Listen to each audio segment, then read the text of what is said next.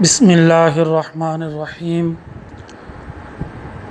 عزیز طلبہ، رسالت محمدی صلی اللہ علیہ وآلہ وسلم کی خصوصیات لاسٹ لیکچر میں ہم ڈسکس کر رہے تھے، اور آقا علیہ الصلاۃ والسلام کی وہ تمام خصوصیات جو آپ کے ٹیکسٹ بک میں اور دیگر کتب میں موجود ہیں، وہ آپ صلی اللہ علیہ وآلہ وسلم کا امتیازی وصف بھی ہے اور عظمت و شان بھی ہے۔ ہم نے آپ صلی اللہ علیہ وآلہ وسلم کی خصوصیات میں سے عمومیت، پہلی شریعتوں کا نسخ، کاملیت، حفاظت کتاب اور سنت نبوی کی حفاظت، یہاں تک پڑھ لیا تھا۔ نیکسٹ ہے جامعیت۔ ڈیئر اسٹوڈنٹس، جامعیت کا معنی ہے جمع کر دینا۔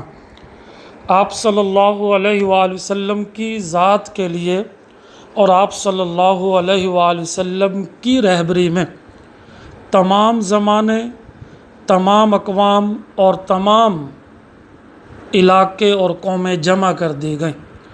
یعنی آپ صلی اللہ علیہ وآلہ وسلم سے اگر کسی نے رہبری لینی ہے تو وہ کسی بھی قوم سے تعلق رکھتا ہو، کسی بھی زمانے سے تعلق رکھتا ہو، قیامت تک کسی بھی دور سے تعلق رکھتا ہو، کسی بھی علاقے سے تعلق رکھتا ہو، تو وہ آپ صلی اللہ علیہ وآلہ وسلم کی تعلیمات سے راہبری حاصل کر سکتا ہے، کیونکہ آپ صلی اللہ علیہ وآلہ وسلم کی تعلیمات قیامت تک ہر انسان کے لیے آپ صلی اللہ علیہ وسلم کی ذات میں جمع کر دی گئی ہیں۔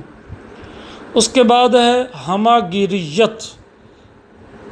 عزیز طلبہ، ہماگیریت کا مطلب ہے زندگی کے تمام پہلوؤں کو، تمام شعبہ جات کو، تمام ضروریات کو کہ ان کو کس طرح بخوبی احسن نبھایا جا سکتا ہے، وہ آپ صلی اللہ علیہ وآلہ وسلم کی ذات میں جمع کر دی گئی۔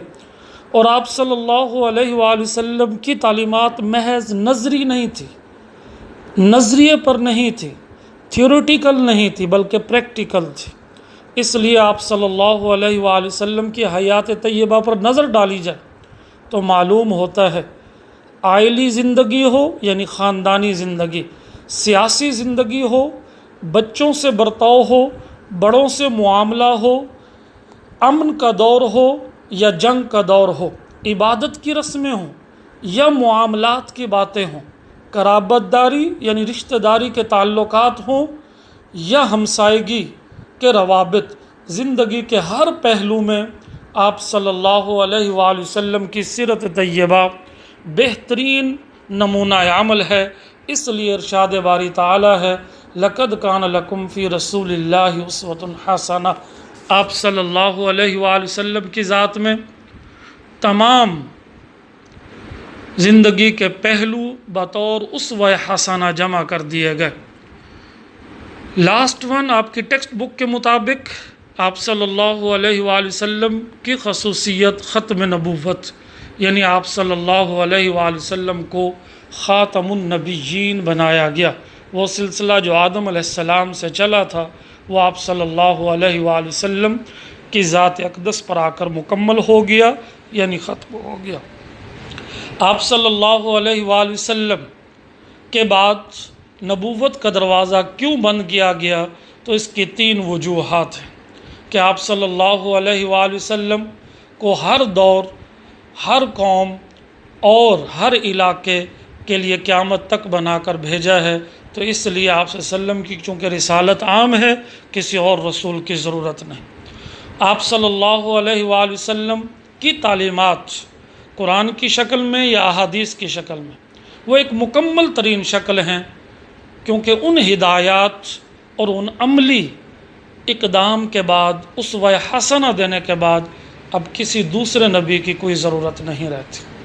آپ صلی اللہ علیہ وآلہ وسلم پر نازل کردہ کتاب باقی کتابوں کی طرح نہیں، بلکہ آپ ہی کی کتاب کو اللہ نے اپنے حکم سے اور اپنے ارشاد سے قیامت تک محفوظ کر دیا کہ ہم نے ہی یہ نصیحت اتاری اور ہم ہی اس کے محافظ ہیں۔ تو اس وجہ سے اب کسی دوسرے نبی کی کوئی ضرورت نہیں ہے، صرف آپ صلی اللہ علیہ وآلہ وسلم ہی کی ذات پر ایمان لایا جائے گا۔ ڈیئر اسٹوڈنٹس، 3 پوائنٹس کے بعد جب پیراگراف ختم ہوتا ہے تو یہ 3 لفظ لکھے ہوئے ہیں جو شارٹ کویسچن کے لیے اہم ہیں۔ عقیدہ ختم نبوت 3 چیزوں سے ثابت ہے۔ عقیدہ ختم نبوت کتنی اور کون سی چیزوں سے ثابت ہے؟ نمبر 1 قرآن، نمبر 2 حدیث، اور نمبر 3 اجماع امت۔ 14 صدیوں تک تمام امت کا اتفاق چلا آ رہا ہے اور قیامت تک بھی کہ آپ صلی اللہ علیہ وآلہ وسلم کے بعد کوئی نبی نہیں آئے گا۔ اس کو کہتے ہیں اجماع امت، ساری امت کا جمع ہونا۔ اس لیے قرآن مجید میں بھی ارشاد باری تعالیٰ ہے، ما کان محمد ابا احد من رجالکم ولکن رسول اللہ وخاتم النبیین۔ محمد صلی اللہ علیہ وآلہ وسلم تمہارے مردوں میں سے کسی کے باپ نہیں، بلکہ وہ اللہ کے رسول اور آخری نبی ہیں۔ اب ختم کا معنی یہ 4 لکھے ہوئے ہیں، یہ بھی شارٹ کویسچن بنتا ہے، اس کو بھی ذہن نشین کر لیں۔ ختم کا ایک معنی ہے مہر لگانا، یعنی آپ صلی اللہ علیہ وآلہ وسلم نے نبوت کا باب مکمل کر کے مہر لگا دی۔ بند کرنا، آپ صلی اللہ علیہ وآلہ وسلم نے آ کر نبوت کا دروازہ بند کر دیا۔ آخر تک پہنچانا، آپ صلی اللہ علیہ وآلہ وسلم نے سلسلہ نبوت کو جو آدم علیہ السلام سے چلا تھا آخر تک پہنچا دیا۔ کسی کام کو پورا کر کے فارغ ہو جانا، یعنی آپ صلی اللہ علیہ وآلہ وسلم نے نبوت کا عمل مکمل کر کے نبوت و رسالت سے اور اس بڑے منصب سے فارغ ہو گئے۔ تو تمام مفسرین کا اس بات پر اتفاق ہے کہ آپ صلی اللہ علیہ وآلہ وسلم ہی خاتم النبیین ہیں۔ آپ صلی اللہ علیہ وآلہ وسلم کی یہ حدیث بھی ہے کہ بنی اسرائیل کی رہنمائی انبیاء کیا کرتے تھے، لیکن جب ایک نبی وفات پا جاتا تو دوسرا اس کا جانشین اس کی جگہ پر آ جاتا، لیکن میرے بعد کوئی نبی نہیں ہے۔ اس کے بعد آپ صلی اللہ علیہ وآلہ وسلم نے بطور مثال یوں اپنی خاتم النبیین ہونے والی صفت کو بیان کیا۔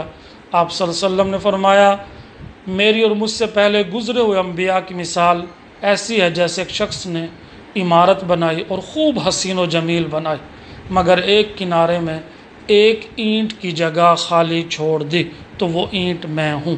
یعنی اللہ تبارک و تعالیٰ نے جو نبوت و رسالت کی عمارت بنائی تھی اس کی آخری اینٹ آپ صلی اللہ علیہ وآلہ وسلم ہے۔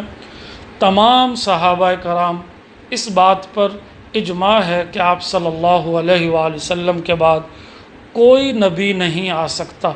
یہی وجہ ہے کہ خلیفہ اول حضرت ابو بکر صدیق رضی اللہ تعالیٰ عنہ کے دور میں جن لوگوں نے نبوت کا دعویٰ کیا، یہ فتنہ کھڑا ہوا، ان میں سر فہرست مسیلمہ کذاب، سب سے پہلے جھوٹی نبوت کا دعویٰ کرنے والا۔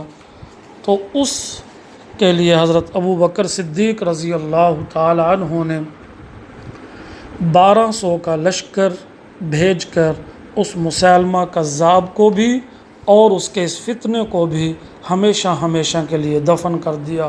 یوں تمام صحابہ کرام اس بات پر بھی متفق اور تمام امت بھی اس بات پر متفق ہے کہ آپ صلی اللہ علیہ وآلہ وسلم کا ختم نبوت ہونا یہی ایمان ہے، یہی ہمارا عقیدہ ہے، اور اس کے بغیر ہمارا ایمان نامکمل ہے اگر ہم خاتم النبیین نہیں مانتے تو۔ ڈیئر اسٹوڈنٹس، آج ہم نے جو بقیہ حصہ تھا رسالت محمدی صلی اللہ علیہ وآلہ وسلم اس کو مکمل کیا۔ انشاءاللہ نیکسٹ لیکچر میں ملائکہ اور آسمانی کتب جو دیگر عقائد ہیں بنیادی ان کی طرف جائیں گے۔ والسلام علیکم ورحمۃ اللہ وبرکاتہ۔